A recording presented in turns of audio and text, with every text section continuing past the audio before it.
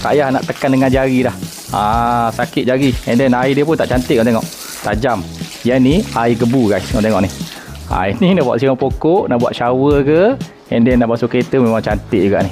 Air dia memang lembut sesuai kalau nak buat siram pokok bunga ke. Ni nak mandikan kucing ke, tak adalah terkejut sangat kucing, kau tengok ni. Memang lembut air dia, and boleh tutup dan buka dekat sini guys. Nampak air dia. Ini akak-akak makcik-makcik nak buat siram pokok bunga memang cun. Nak buat shower untuk budak main dekat luar pun cantik juga ni. Ada dua jenis dekat beg kuning tu. Yang ni yang jenis pendek sikit lah. Ada lagi satu tau. Okey, ni jenis panjang sikit lah. Nampak? Sama juga. Boleh tutup kat sini, dah buka kat sini, kontrol kat sini je. Nak siram pokok bunga daripada jarak jauh, nak siram kuda, mandikan kucing, nak mandikan pet, memang diorang takkan sakit lah. Lembut je, air dia gebu-gebu je. So, macam saya ambil dua-dua sekali. So kalau nak tukar-tukar, senang. Yang ni jenis pendek sikit. Cantik kan air dia, gebu-gebu. Murah je dekat beg kuning tu.